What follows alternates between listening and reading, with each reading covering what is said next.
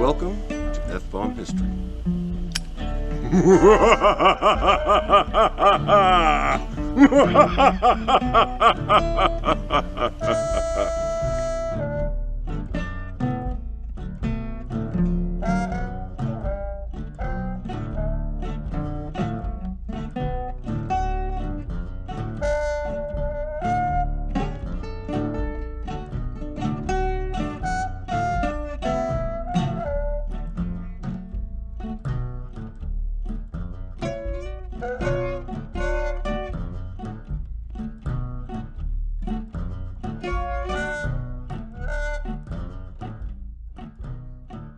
Welcome to F-Bomb History. I'm Pat, and unfortunately Bert went in the woods to take a freaking pee, but we're losing daylight, so we have to shoot without him. He'll catch up. Alright, we're doing a special here, a Halloween special. Now check it out, we are in Chatham County, and Chatham County was settled by planters from the east coast of North Carolina. Now this entire area was covered with Scottish and Irish and a handful of Germans. And then what happened was about 1770, there was something called the Regulator War. And the Regulator War was basically the people inside North Carolina were kind of new. Because what had happened is all of these Scottish guys and Irish guys came over about 1750s. And what happened was they came over because first off, there was a big old rebellion in Scotland. In fact, you might have seen that on one of these movies and TV shows. But there was a big old rebellion in Scotland, and they lost. So it was like you either... Basically, you swear allegiance to the king or get the hell out. They got the hell out. Now, in Ireland, there was another one just like it. Swear allegiance to the king or get the hell out. Then on top of that, there was a famine. And the famine wasn't the potato famine. That's later on. It was a famine on flax. And flax is what makes linen, and linen is pretty much what all the clothes. So when they did a famine on flax, basically, all these people that made their money doing linen and stuff, they didn't have a job. So the Scottish and the Irish moved into North Carolina. The Germans had these eternal wars. One war after another war, after another war, after another war, because all these different principalities in Germany were basically fighting each other over who would make the overall Germany. And that would happen about 100 years later. Now, they came over, same thing, they hit America. Now, usually when you go to America, you go to like Philadelphia, you go to Baltimore, the big ports. And when they hit it, they moved west. But unfortunately, the French and Indian War was going on. So because there's a French and Indian War, they couldn't go west anymore. So then they headed south, and they went right down Roanoke Valley, and they settled there. So that became all Scottish and Irish. Then they went right through the Yadkin River Valley of North Carolina and settled there. That's Scottish and Irish. Then they settled in the western part of South Carolina. So there was this huge number of Scottish and Irish people in the western, or I should say the middle part of North Carolina. And we're right here. This is it. Now what happened was the people here were new. And the people on the East Coast have been there forever. You gotta figure the first colony was North Carolina. So they've been there for hundreds of years. So they were using the tax money to get all sorts of things built. In fact, the governor built a fantastic palace. And it's called Governor Tryon's Palace. You can visit it to this day. Now, when they moved to the west, what happened was Governor Tryon was using their tax money to spend it in things that helped the people in the east. The people in the west, they had no infrastructure. They had no law. They had no sheriffs. They had nothing, and they're getting pissed off. Finally, they were so ticked off, they said, you know what? We're just going to become our own country. We're going to regulate ourselves. And you people on the East Coast, the hell with you. So they regulated themselves, became the regulators. Now, of course, the governor at that time didn't like it, so he raised a militia, marched out west, and they had one battle, Battle of the Albemarle. Wasn't much of a battle, only lasted about 20 minutes. And you had an organized group against a disorganized group, and the disorganized group lost. The Scottish and the Irish guys lost. And when they lost, again, it was swear allegiance to the king or get out. And so a lot of us swore allegiance to the king, but a lot of them moved west even further into Tennessee. Now, because a lot of them left, this land became vacant. And so those planters from the east came here, and they bought up all this land. So Chatham County was created right after the war, I should say right during the War of the Regulation. Now, the county seat was named after a guy called William Pitt. You might have heard about him. He's the guy in Parliament who really liked the colonies. All right. During the Revolutionary War, a lot of things happened in the middle of North Carolina. A heck of a lot. It was a true civil war. If you kind of straddled the fence, you were probably going to get your farm burned down. You were either loyalist or you were for the basically the Americans, even though all of them were Americans. But you're either a loyalist or you're for the Continental Congress. Now, there was a guy in this area. His name was David Fanning. Now, you may not even know David Fanning, but you probably heard of the Swamp Fox and Francis Marion and stuff like that. But David Fanning was a guy who was just as good as Marion. In fact, he did some amazing things. He rode into Chatham County Courthouse, and it's where Pittsburgh is today.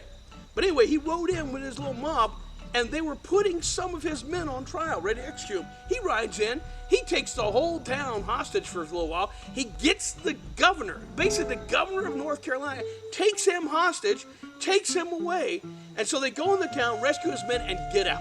Now imagine if an American, I should say, they were all Americans, imagine if a guy working for the Patriot side had done that. He would be glorified as this guy was able to go in and get the governor and get out and not have any of his men killed while he's doing it. Now on top of that, Fanning continued to be a thorn in the side in this area. And he fought here all the way until the end of the war when, of course, when the British lost, he had to leave, ended up moving up to Nova Scotia. All right. Revolutionary War, Cornwallis marched into North Carolina. Now, this was actually a heck of a trap. Greene was able to sucker Cornwallis into North Carolina. Cornwallis wasn't supposed to go to North Carolina at all, but Greene suckered him in, and he fought the Battle of Guilford Courthouse. Now, Cornwallis was hurt so bad, lost so many men at the Battle of Guilford Courthouse, he had to leave North Carolina. And he marched right through this area right here on his way to Wilmington. And when he got to Wilmington, he's like, I don't have enough men to fight anymore, but I know there's reserves and supplies, and there is another army up in Virginia. So Cornwallis then went up to Virginia, and of course he would stay at Yorktown. And if you know anything about Revolutionary history, what happened was he got surrounded by both Washington and Rochambeau in Yorktown, and he ended up surrendering. And because he surrendered, it started the whole domino effect where England realized they ain't going to win the war, and England had to come up with a peace treaty. And we won, and we got our freedom. All right, there's one other place in Chatham County which is kind of odd. People have talked about it for years and years. In fact, I think the earliest version of this is like 100, maybe 150 years ago. Now, Siler City is located that way. In fact, you can hear cars in the background on the highway. But Siler City is located that way about 10 miles. And there is this circle in the woods. You see it right here, this circle. And in fact, you can actually, I swear to God, I think I smell smoke all the time here. But this circle is called the Devil's Tramping Ground. Now, there is no way to notice where this circle is. There's no highway mark or anything, even though the road is called Devil's Tramping Ground Road. But it is located off the side of the highway, and about the only way you really know you're here is sometimes there's graffiti on the road. By the way, bartender, I could use another beer. I think you might need two. Two? That sounds very nice.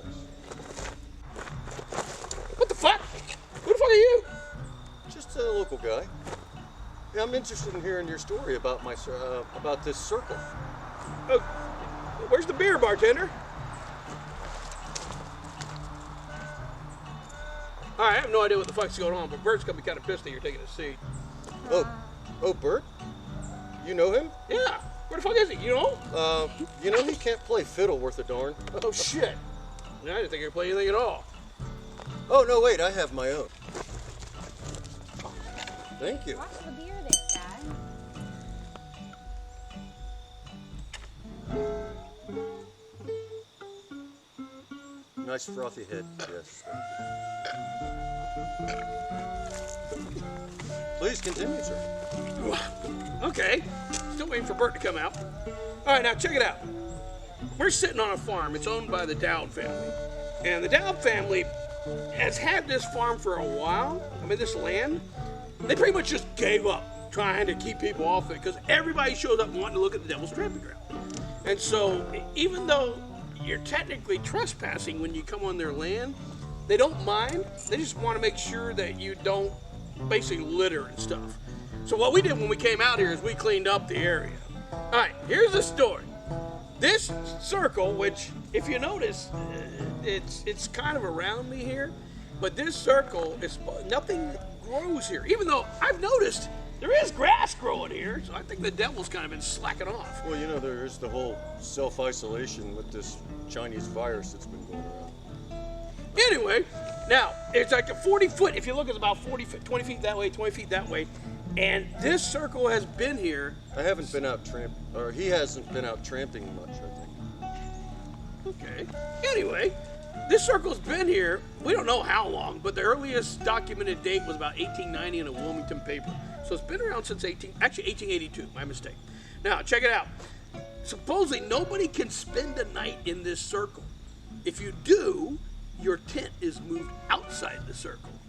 And if you put like rocks and sticks in the circle, the devil will come along and kick him out because he's just kind of like a petulant child or something like that.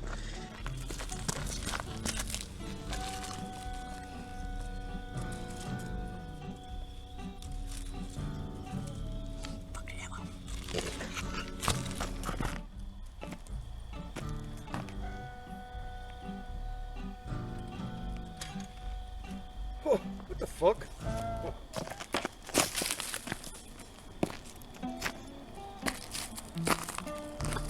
All right, another theory that's not really believable, but supposedly this was an area where the pre-Columbian Indians would show up and they had these war dances and they danced in a circle repeatedly with their moccasin feet, and it made the grass so stomped down that the grass would never grow in the devil's tramping ground again.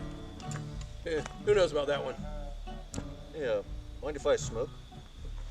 I don't care.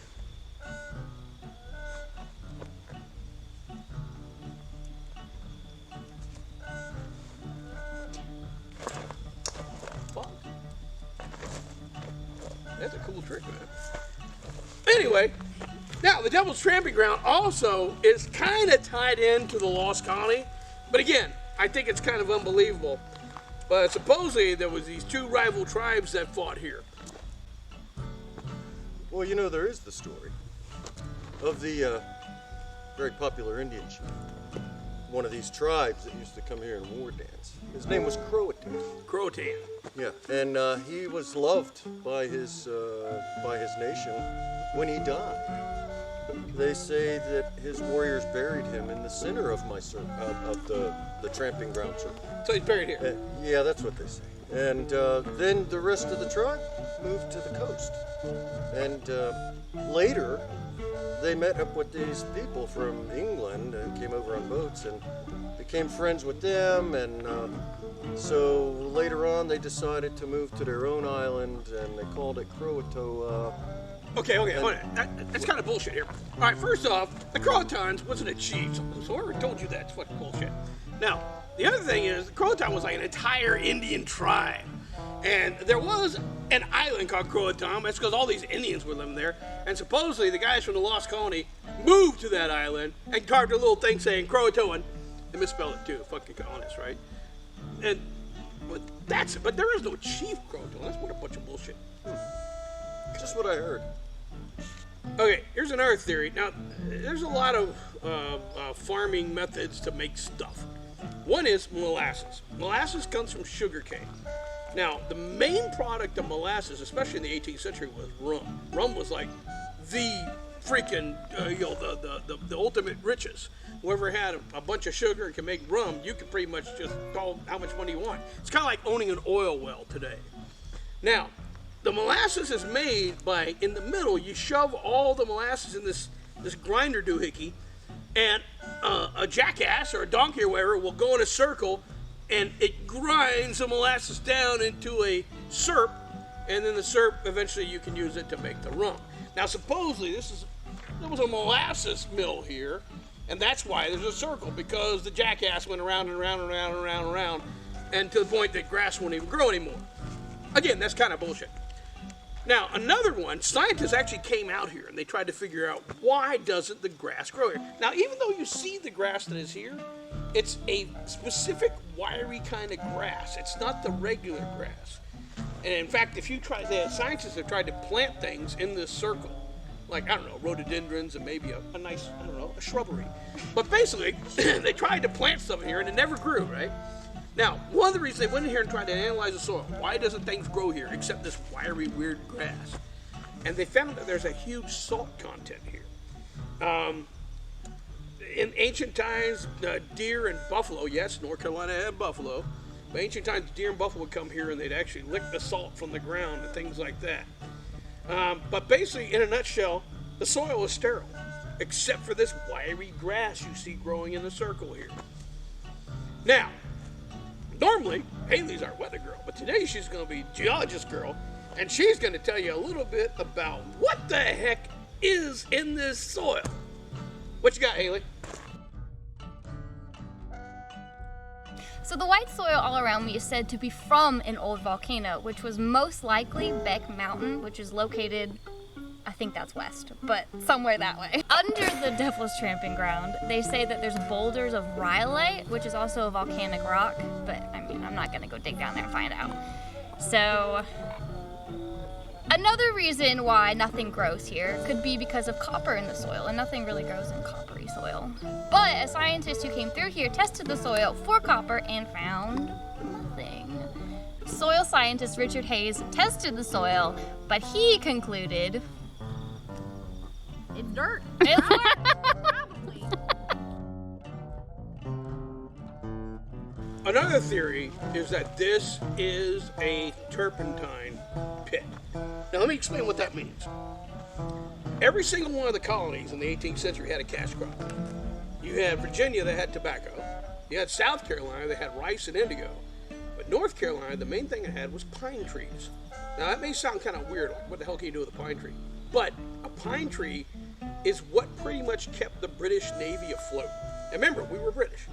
Now, the thing that pine trees made was called naval stores. And first off, Britain looked to America for two major things. First was the pine trees for naval stores.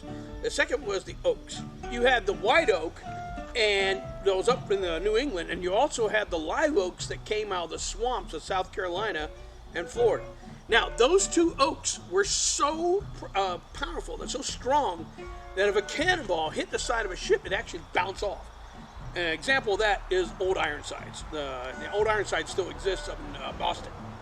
Now, here in North Carolina, we had naval stores. And what naval stores is the stuff you get out of a pine tree, mainly turpentine and the tar. And the turpentine is basically waterproof the wood, paint the wood. Tar to tar the ropes and the rigging and everything holding it up. So basically, North Carolina waterproofed and kept the ships together, and New England made the wood that built the ships. Now, well, first off, I'm going to need me another beer here. It's almost out. Bartender.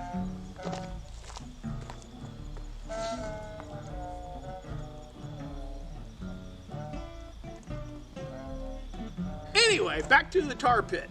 Now, check it out. How you made tar is you took all the pines and you built them in a circular pit, and you put sod and everything else on top of it. Now, you had a slow burning fire in the middle, and all the logs were kind of angled outwards.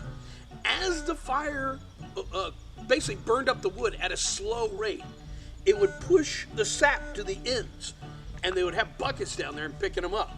And so this is how you made the tar. In fact, you got to figure in the 18th century. Oh, you need a drink too? Oh, bartender. That sounds nice. Mysterious man needs a drink.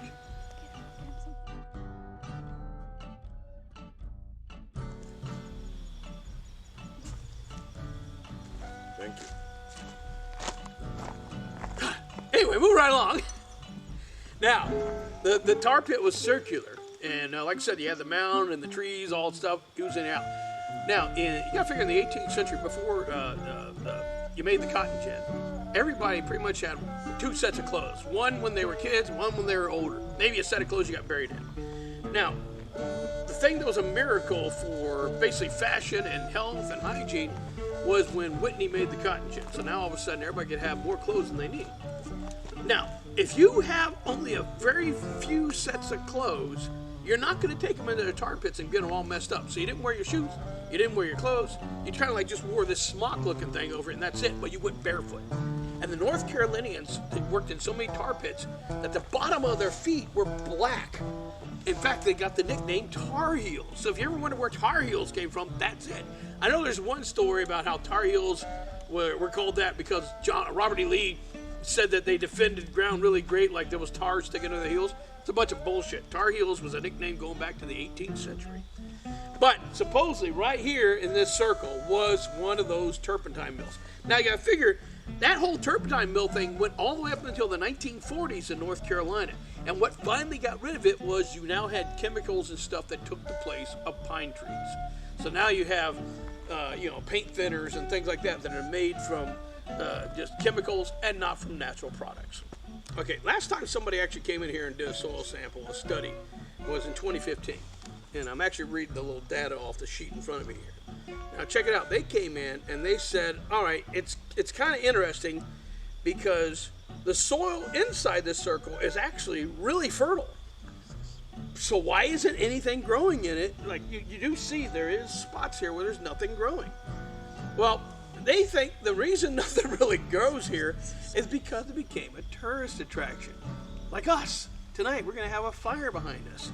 And supposedly if you have a fire going and all the potassium and stuff, obviously things aren't going to be growing in your area. So basically all of the teenagers that come out here and drink beer and smoke dope and have unprotected sex, they're the ones making all the grass not grow. Not the only thing growing out here in grass is the ones that are smoking. But that's basically the reason why nothing probably grows out here.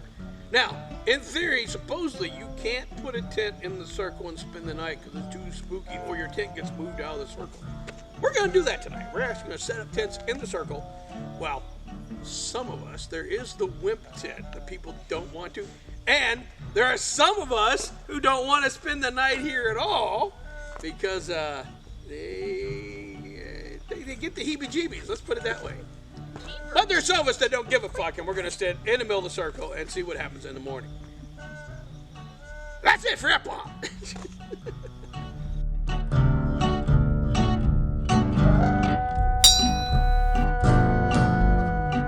Next time on F-Bomb History. Any ghosts? If you were here, say a little something.